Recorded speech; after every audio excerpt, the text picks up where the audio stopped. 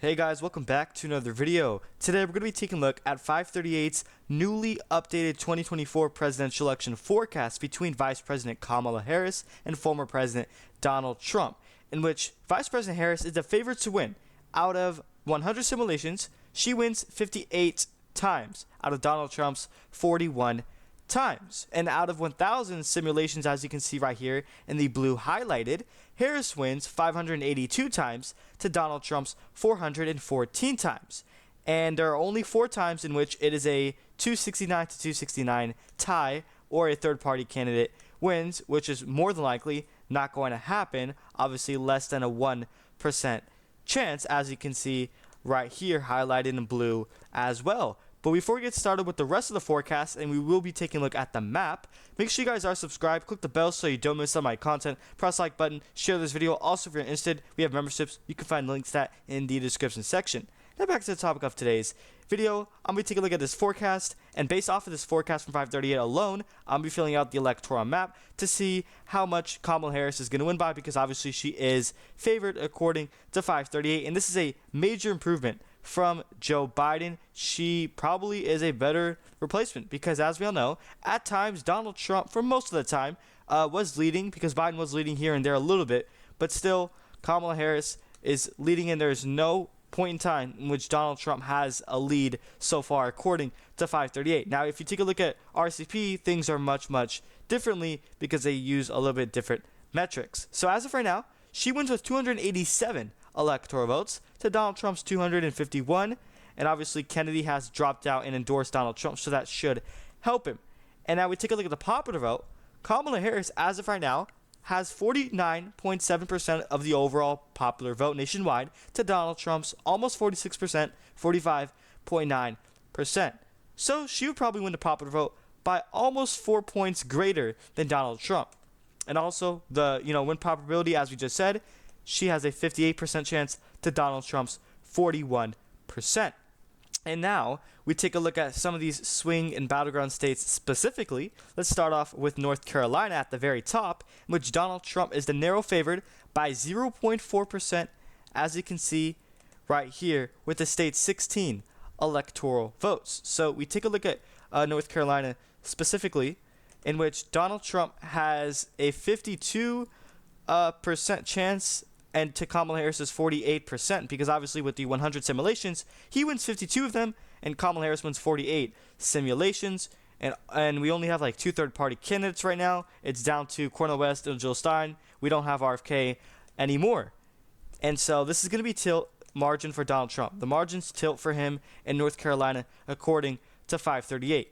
Now, if this were to be true, Kamala Harris, does better than Joe Biden in this state, which I just don't get how that's going to happen. And as for the next swing or battleground state, Georgia, in which Donald Trump has a 0.6% lead in the state, slightly greater than his lead in North Carolina. So he wins 53 out of the 100 simulations in the state of Georgia to Kamala Harris's 47 out of the 100 simulations. And you take a look at the latest poll, in which Trump's up by 4 in the state, but it has no rating. And so that's also going to be considered a tilt margin, just like the state of North Carolina. And we take a look at North Carolina, by the way, in which Republicans are gaining tremendously in terms of new registered voters on their side that they did not have in 2020. The state's actually getting redder, believe it or not. And as for Georgia, Republicans, especially Brian Kemp, is trying to, also lawmakers as well, are passing election rules in which all absentee ballots have to be submitted by 8 p.m. and they won't be accepted any later. That means the state would be called faster, and that would really go to Donald Trump's benefit ultimately at the end of the day. And as for the next swing state from this forecast from 538, the state of Arizona, in which Kamala Harris, believe it or not, is winning the state by a greater margin than Joe Biden's victory in 2020. By 0.8%, nearly percentage point in the state of Arizona. It's going to go to Kamala Harris. It's going to go blue once again, according to 538's forecast. She wins by 54 times out of the 100 simulations to Donald Trump's 46 times. And that is going to be considered a tilt margin for Harris in the state of Arizona. This state's getting bluer. It's a left Chinese state. You take a look at demographics. Yes, Arizona is going to get bluer in the future. Maricopa County especially If Donald Trump is able to perform better in Maricopa slightly, that's all he needs. Only wins by 2 points. Even if Harris wins Maricopa by just 1 point, as an example, Donald Trump would still win it theoretically by under percentage point. But if he flips it, then yes, obviously he's more than likely going to win Arizona in 2024. It's literally going to come down to Maricopa County. And you take a look at the governorship in this state, statewide overall, the Senate as well. They have both. Arizona has Democratic governor and senator. So statewide, don't be surprised if they keep electing Democrats in the future, as this is a left trendy state. And then as for Nevada, surprisingly, Donald Trump is losing to Kamala Harris, in which you take a look at when Joe Biden was still in this race, he never led a single poll, I believe, in the state of Nevada on 538. Donald Trump was always winning. And now against Harris, all of a sudden, she's defeating Donald Trump. She has a 55% chance of winning the state to Donald Trump's 45%, according to this forecast, which is going to be considered a tilt margin. And now you take a look at the percentage for Harris in the state of Nevada. She's going to win by exactly 1 percentage point, according to this forecast from 538. So this is the map so far. And we move on to the state of Pennsylvania, in which she's winning by 1.2%, which is literally the exact same margin as Joe Biden's victory in this state back in 2020. And I just don't believe how she can have a performance in the state of Pennsylvania and par in line with Joe Biden's 2020 victory in the state, considering that it was more favorable for Democrats, and all of a sudden 538 has her getting the same margin as Joe Biden. I just don't believe it. She wins 55 out of the 100 simulations to Donald Trump's 45 times. And that's going to be considered a tilt to lean margin. I'll leave it as tilt for right now. And then, as for the next battleground state, Wisconsin, in which Kamala Harris is up by 2.4, if you score right here, a lean margin, which apparently 530 is suggesting that Wisconsin will vote to the left of Pennsylvania, which just does not make sense. Because in recent elections past, in 2020, 2016, and I believe in the Obama era as well, Pennsylvania usually votes to the left of a state like Wisconsin, which, as of right now, 538 is suggesting the exact opposite, which is why I don't believe the polls of 2.4 percentage points. Out of the 100 simulations, Harris wins 61 times to Donald Trump's 39 times, which is going to be considered a lean margin for Kamala Harris in this state. And then, as for the next state, Michigan, she's up by even a greater amount.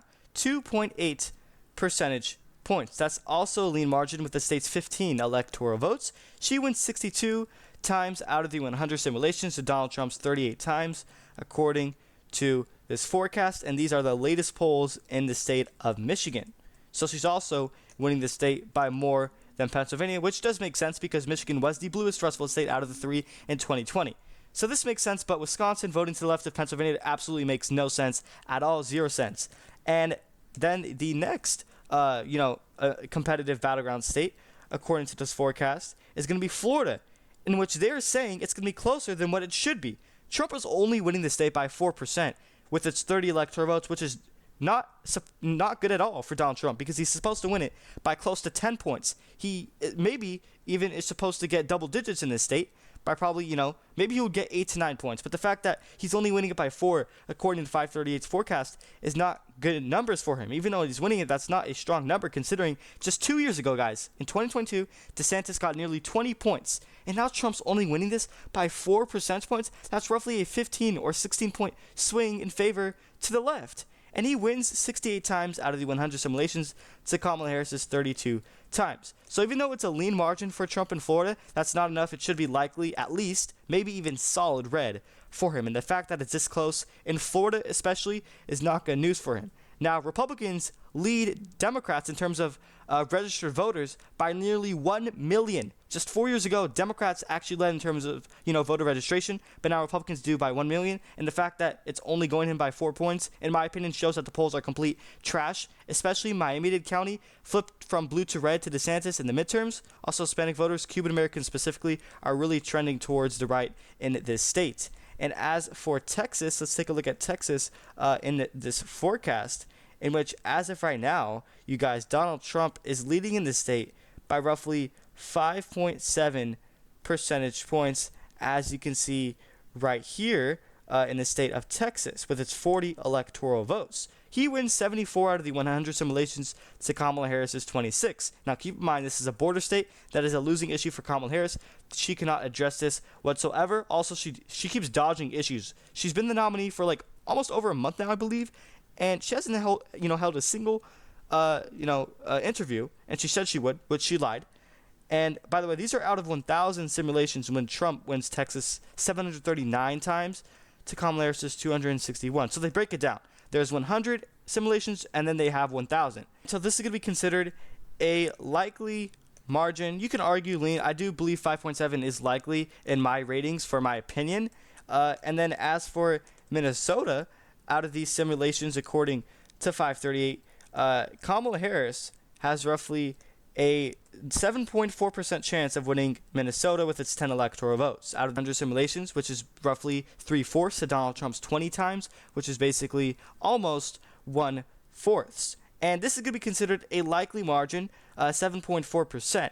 Now, keep in mind, Tim Walz, obviously her VP, he has that home state advantage that's going to help her electorally. So Minnesota would be likely according to this forecast. And I also happen to agree. I do think it will go to Harris by probably somewhere between 7 to 8 percentage points, mainly because of Tim Walz will carry her over the top. In this state, believe it or not, it's actually getting bluer. Minneapolis especially, the suburbs, and also the women vote can really turn out high for Kamala Harris if she gets enough support there. And then as for Virginia, we have 2 more swing states before we take a look at other things from this forecast, in which Kamala Harris is winning Virginia by nearly 9 percentage points, 8.9% with the state's 13 electoral votes. She wins 84 out of the 100 simulations to Donald Trump's 16.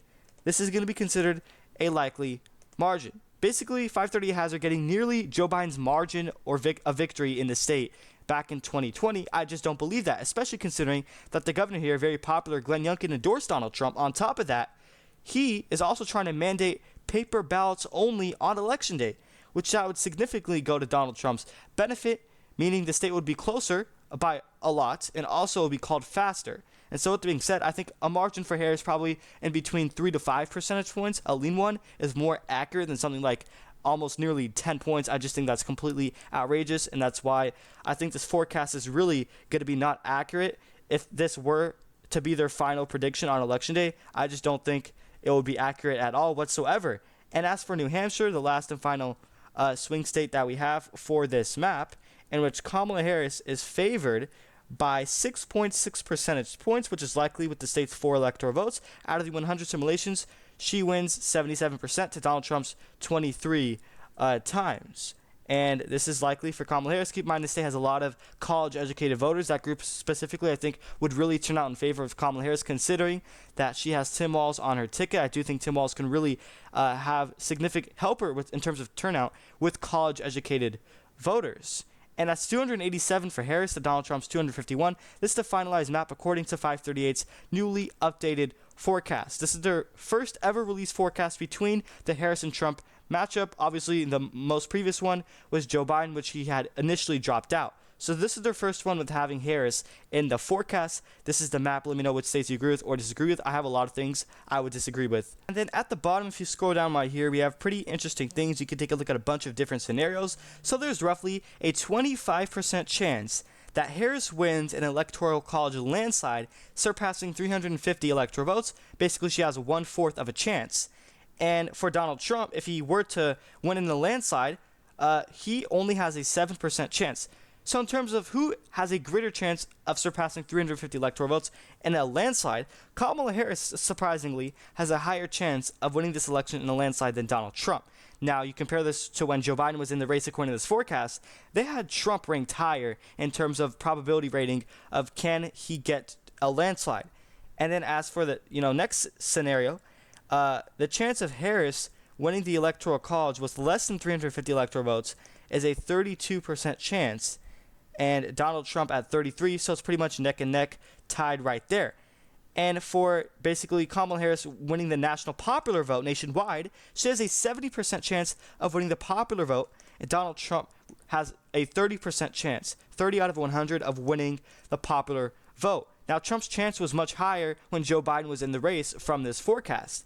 And at the very bottom, as you can see right here, Harris has a 59% chance of winning at least one state Biden didn't win in 2020, which I think that is really high. That's too high. I just don't see her winning a state that Biden did not in 2020. That would probably be North Carolina at the very likeliest scenario, which is not going to happen.